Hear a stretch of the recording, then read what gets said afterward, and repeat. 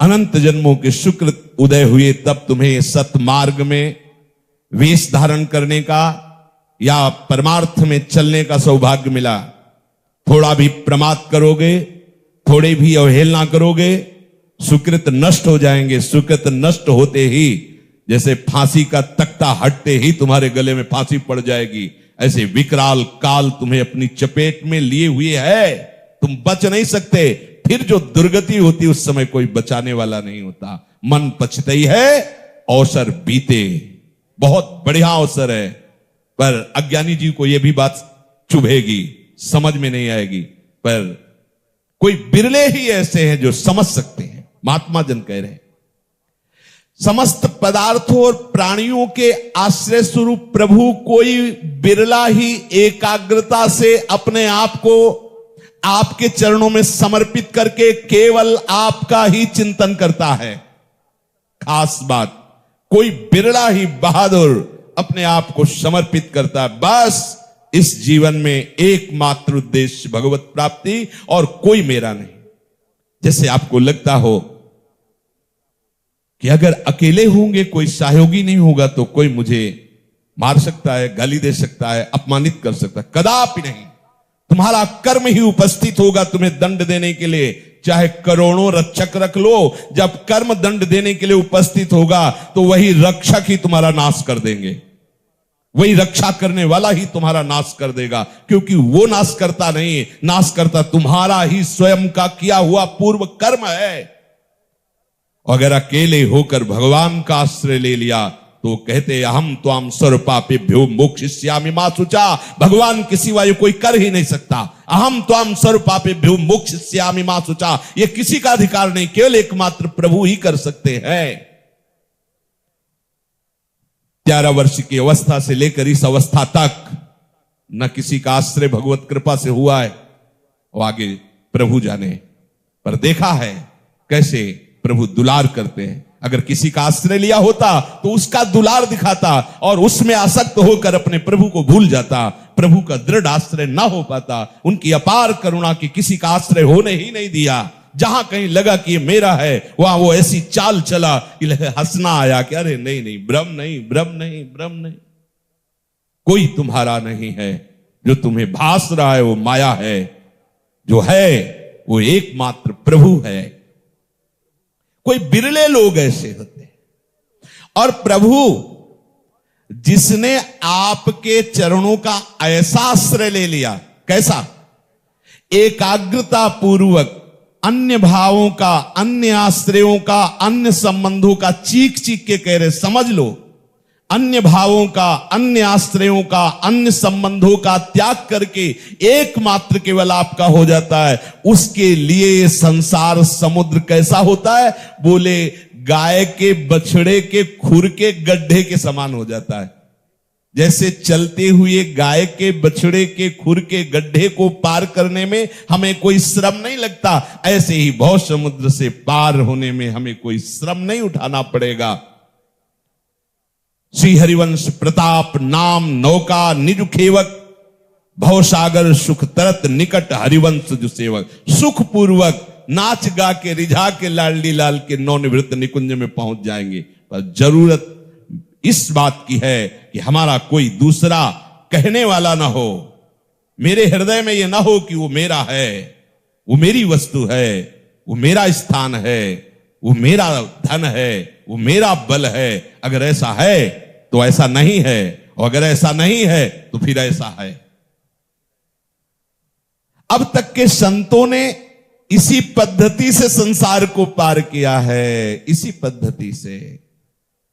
मेरे तो गिरधर गोपाल दूसरो न कोई, कहे हरिदास ते जीव विमुख भय, जे दूसरी कर डारी। वो जीव चाहे कुछ भी कर ले, अन्य आश्रय लिए है इसलिए नहीं। केवल मामेवे प्रपद्यन्ते, केवल बिहारी बिहारणी जू।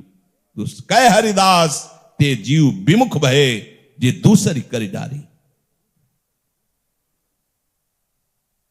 कह हरिदास तबे चिरजीवो, जब कुंज बिहारी चितावन। एकमात्र मेरे प्रभु परम प्रकाश स्वरूप श्री कृष्ण हमारे कैसे परम प्रकाश स्वरूप। अंधकार में कुछ का कुछ दिखता है, लेकिन अत्यंत प्रकाश में वस्तु दिखाई देती। हां, ये है, रस्सी का सांप नहीं दिखाई देगा। हमारे प्रभु कैसे परम प्रकाश स्वरूप। उनका नाम कैसा है? परम प्रकाश स्वरूप। उनका रूप कैसा है? परम प्रकाश स्वरूप। उनके लीला गुण कैसे? परम प्रकाश स्वरूप। उनका धाम कैसा है? परम प्रकाश स्वरूप। यदि नाम रूप लीला धाम में आपने अपने चित्त को लगाया है तो माया अंधकार आपको भ्रमित नहीं कर सकता, क्योंकि हे प्रभु आप परम प्रकाश स्वरूप हो।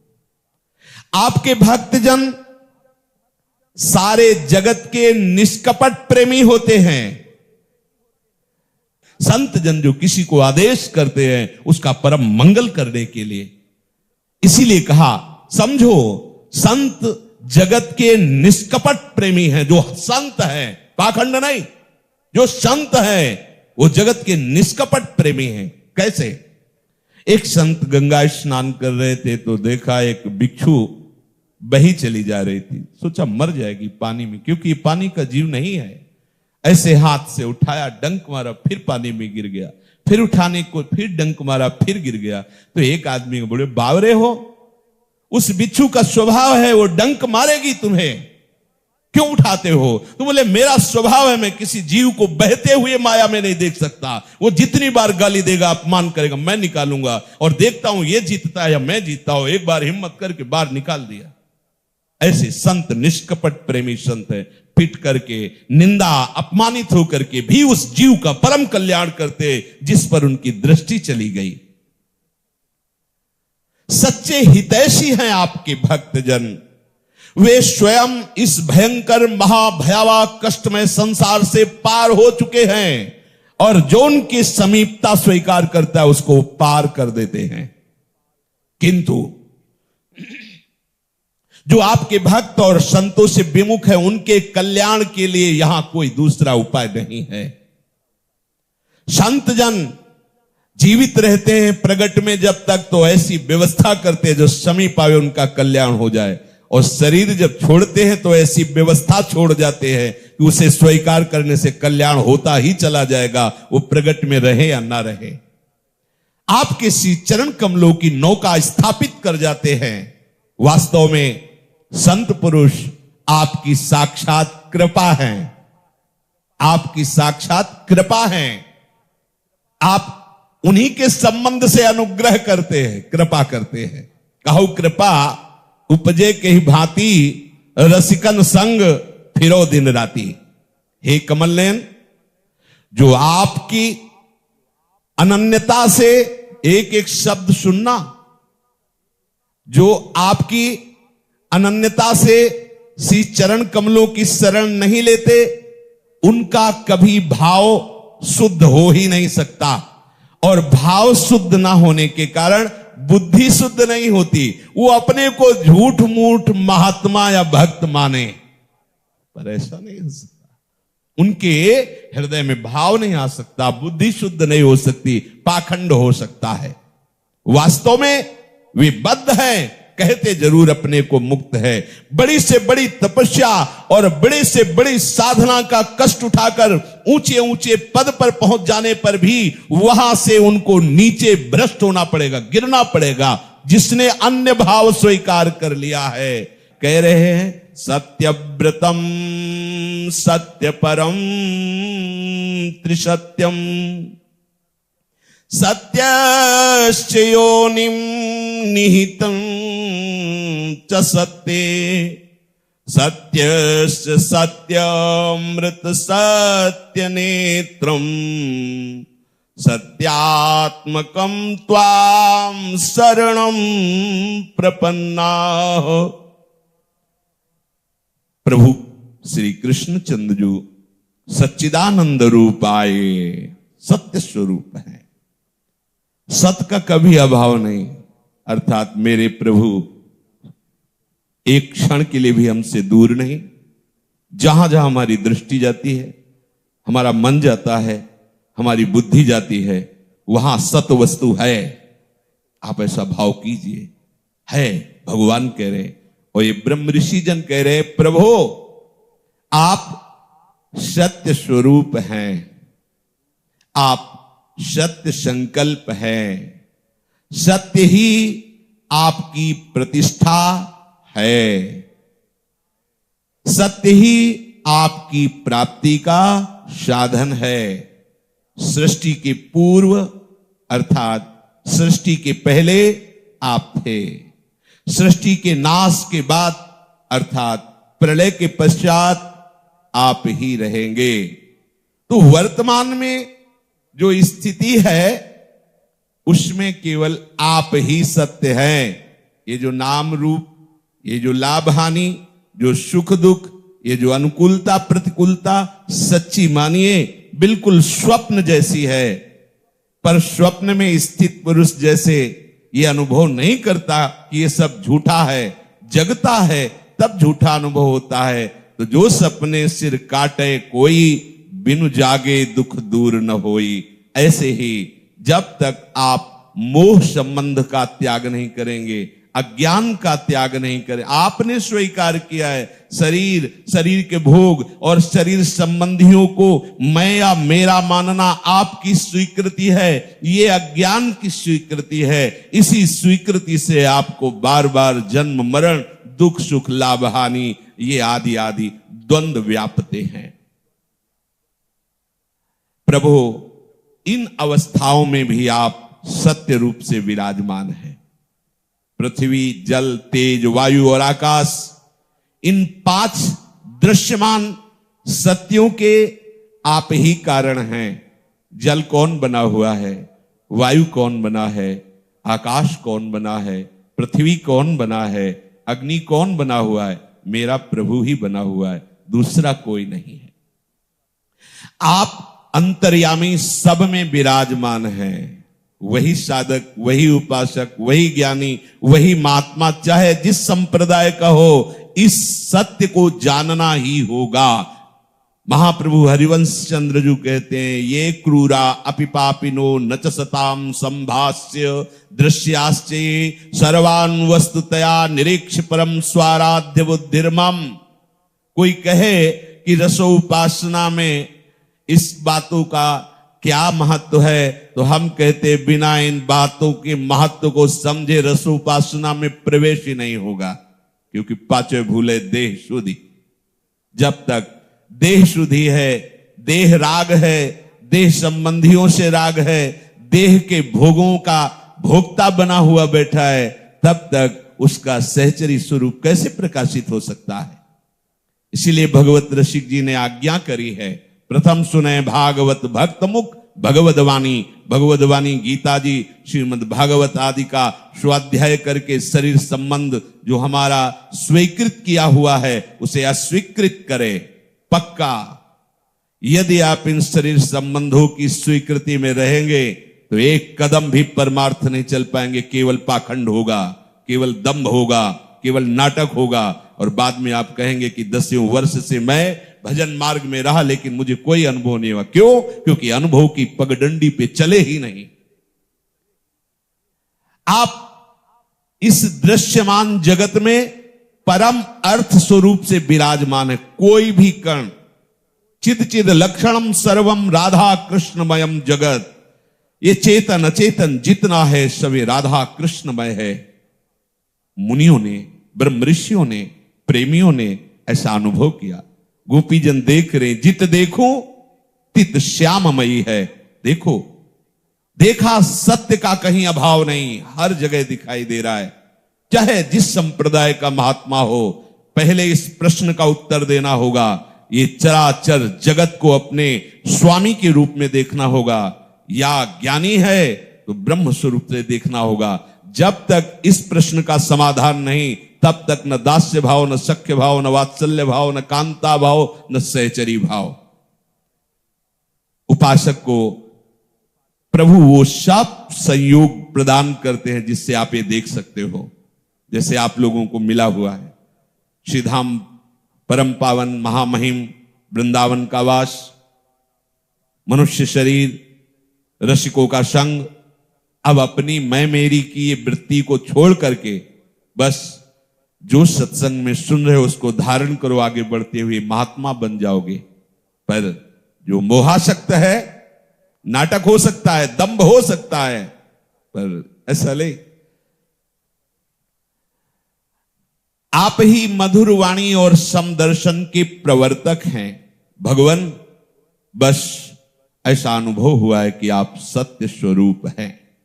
हम सब आपकी शरण में आए हैं प्रभु। देखा है ये संसार क्या है, एकायनोऽसौ द्विफलस्त्रिमूलस् चतुरसः पंचविधा षडात्मा सप्तत्वगष्ट विटपो नवाक्षो दशच्छदी द्विखगो ह्रादि वृक्ष। हे सत्य स्वरूप प्रभु, ये संसार एक सनातन वृक्ष है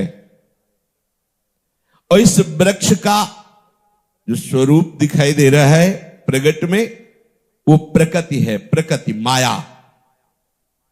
इसके दो फल हैं, सुख और दुख। तीन जड़ें हैं, सतोगुण, रजोगुण, तमोगुण।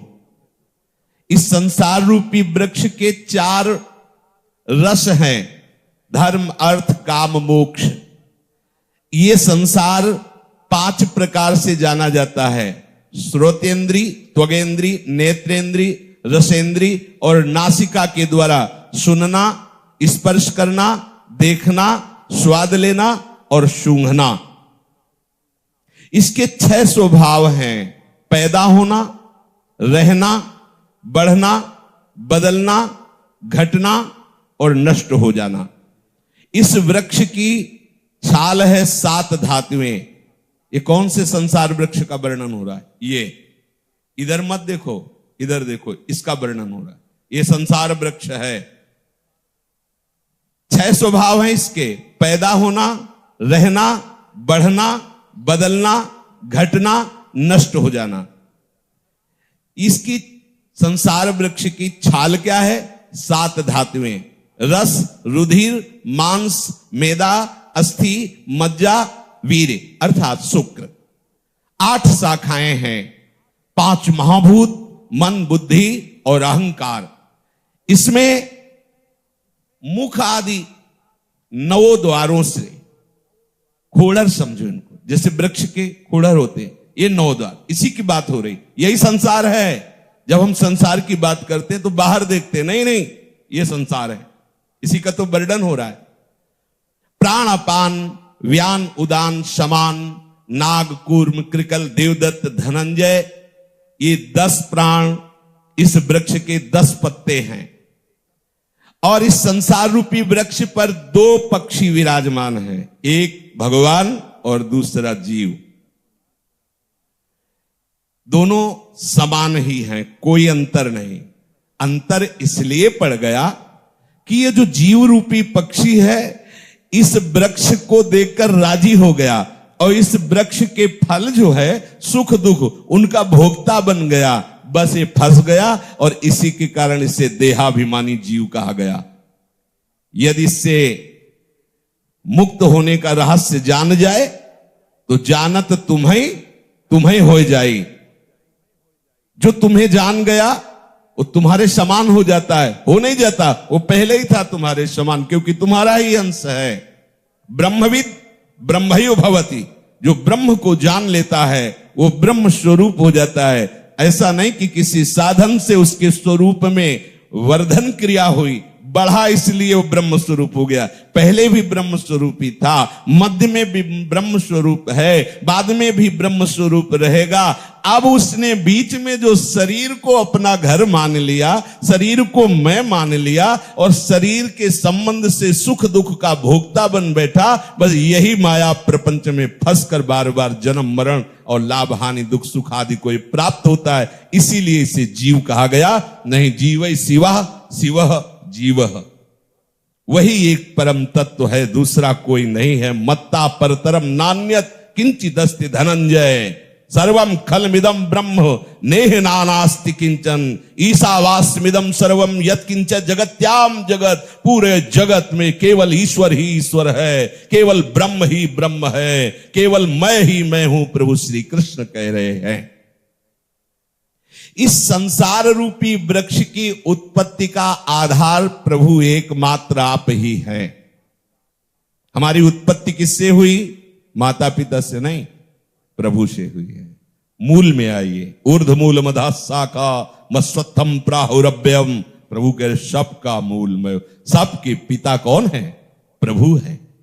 अपना संबंध जब तक और नाम रूपों से रखेंगे तब तक आप इस प्रपंच से नहीं निकल पाएंगे। आपको स्वीकार करना होगा कि प्रभु के सिवा कोई मेरा नहीं। महात्माओं ने स्वीकार किया है, तुमेव माता च पिता तुमेव बंधुश्च सखा तुमेव विद्या द्रविणं तुमेव सर्वम मम देव देव। आपके सिवा हे देव देव मेरा कोई नहीं, तुम ही हो। गोस्वामी तुलसीदास जी ने प्रभु से कहा है, जो चाहो उस संबंध स्वीकार कर लो। तू दयाल दीन हो, तू दानी हो, भिखारी हो प्रसिद्ध पातकी, तू पाप पुंजहारी। जो चाहो, नाते अनेक, जो मानो, बस हमारा आपका संबंध दूसरा का संबंध नहीं है।